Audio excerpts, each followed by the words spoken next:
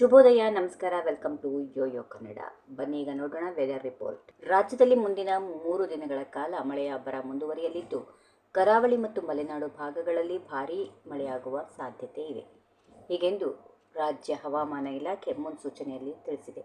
ಇಲಾಖೆಯ ತಾಜಾ ವರದಿಯ ಪ್ರಕಾರ ಮುಂದಿನ 24 ಗಂಟೆಗಳಲ್ಲಿ ರಾಜ್ಯದ ಹಲವು ಕಡೆ ಮುಂಗಾರು ಮಳೆ ಮತ್ತಷ್ಟು ತೀವ್ರಗೊಳ್ಳಲಿದೆ. ಕಳೆದ ಕೆಲವು ದಿನಗಳಿಂದ ಮಲೆನಾಡು ಹಾಗೂ ಕರಾವಳಿ ಭಾಗದಲ್ಲಿ ಸುರಿಯುತ್ತಿರುವ ಧಾರಾಕಾರ ಮಳೆ ಇಂದು ಕೂಡ ಮುಂದುವರಿಯುವ ಸಾಧ್ಯತೆ ಇದೆ ಎಂದು ತಜ್ಞರು ಎಚ್ಚರಿಸಿದ್ದಾರೆ. ದಕ್ಷಿಣ ಕನ್ನಡ, ಉಡುಪಿ ಮತ್ತು ಉತ್ತರ ಕನ್ನಡ ಜಿಲ್ಲೆಗಳಲ್ಲಿ ಮಳೆಯ ಆರ್ಭಟ ಜೋರಾಗಿರಲಿದೆ.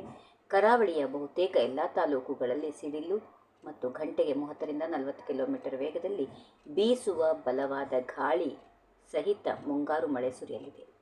ಸಾರ್ವಜನಿಕರು ಹಾಗೂ ಮೀನುಗಾರರು ಎಚ್ಚರಿಕೆಯಿಂದ ಇರುವಂತೆ ಸೂಚನೆ ನೀಡಲಾಗಿದೆ. ಉತ್ತರ ಒಳನಾಡಿನ ಹವಾಮಾನದಲ್ಲಿ ತೀವ್ರ ಏರುಪೇರು ಆಗಲಿದ್ದು, ಬೆಳಗಾವಿ, ಧಾರವಾಡ, ಗದಗ, ಹಾವೇರಿ ಜಿಲ್ಲೆಗಳ ಕೆಲವು ಪ್ರದೇಶಗಳಲ್ಲಿ ಹಗುರದಿಂದ ಸಾಧಾರಣ ಮಳೆಯಾಗುವ ಸಾಧ್ಯತೆ ಇದೆ. ರಾಜಧಾನಿ ಬೆಂಗಳೂರಲ್ಲಿ ಮೋಡ ಕವಿದ ವಾತಾವರಣದೊಂದಿಗೆ ಸಾಧಾರಣ ಮಳೆಯಾಗುವ ಸಾಧ್ಯತೆ ಇದೆ. ನಗರದಲ್ಲಿ ಗರಿಷ್ಠ ತಾಪಮಾನ 29 ಡಿಗ್ರಿ ಸೆಲ್ಸಿಯಸ್, ಕನಿಷ್ಠ ತಾಪಮಾನ 21 ಡಿಗ್ರಿ ಸೆಲ್ಸಿಯಸ್ ದಾಖಲಾಗಿ ಮಡಿಕೇರಿಯಲ್ಲಿ ಗರಿಷ್ಠ 24 ಮತ್ತು ಕನಿಷ್ಠ 21 ಡಿಗ್ರಿ ಸೆಲ್ಸಿಯಸ್ ತಾಪಮಾನ ದಾಖಲಾಗಿದೆ. ದೇಶದ ಈಶಾನ್ಯ ರಾಜ್ಯಗಳಲ್ಲಿ ಮಳೆಯ ಸುರಿಮಳೆ ಮುಂದುವರೆದಿದೆ.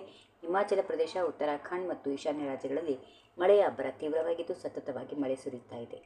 ಹಿಮಾಚಲ ಪ್ರದೇಶ ಮತ್ತು ಉತ್ತರಾಖಂಡದಲ್ಲಿ ಮಳೆಯ ಪ್ರಮಾಣ ಹೆಚ್ಚಾಗಿರಲಿದ್ದು, ರಸ್ತೆಗಳು ಮುಳುಗುವುದು, ಭೂಕುಸಿತದ ಅಪಾಯಗಳು ಕಂಡುಬರಲಿವೆ. ಹೀಗೆಂದು ಎಚ್ಚರಿಕೆ ಹೊರಡಿಸಲಾಗಿದೆ. ಈಶಾನ್ಯ ರಾಜ್ಯಗಳಾದ ಅಸ್ಸಾಂ, ಮೇಘಾಲಯ, ನಾಗಾಲ್ಯಾಂಡ್ ಸೇರಿದಂತೆ ಹಲವು ಜಿಲ್ಲೆಗಳಲ್ಲಿ ಭಾರೀ ಮಳೆಯಾಗುತ್ತಿದ್ದು, ನದಿಗಳಲ್ಲಿನ ನೀರಿನ ಮಟ್ಟ ಏರಿಕೆಯಾಗ್ತಾ ಇದೆ.